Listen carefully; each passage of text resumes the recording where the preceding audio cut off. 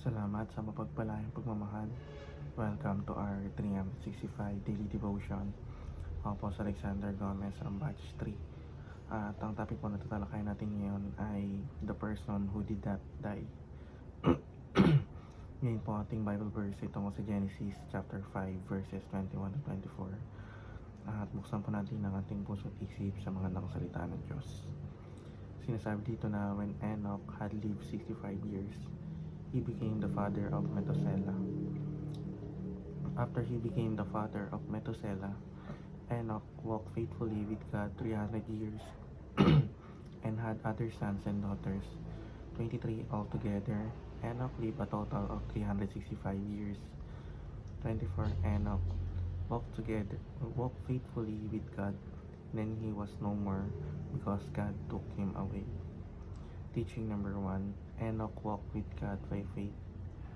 Ang paglakad ni Enoch kasama ang Diyos ay nagpapakita ng isang malalim at tuloy-tuloy na relasyon sa Kanya.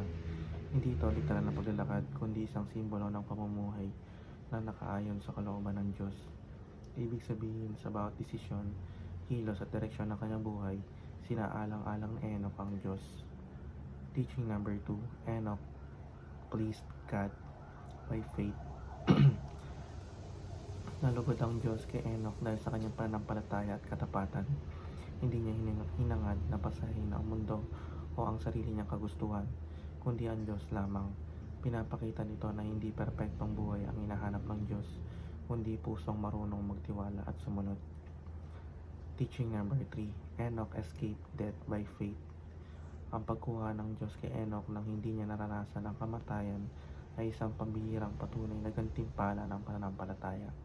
Pinapakita nito na may kapangyarihan ng Diyos na gumawa ng higit pa sa inaasahan ng tao para sa mga taong tapat sa Kanya.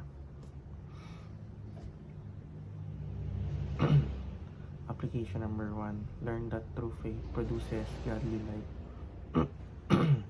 Tinuturo ng buhay ni Enoch na ang tunay na pananampalataya ay nagbubunga ng makadiyos na pamumuhay. Kapag totoo ang ating pananampalataya, makikita ito sa ating pag-uugali, pakikitungo sa kapwa at paggawa ng tama kahit wala nakakakita. Application number 2. Live to please God and seek His presence.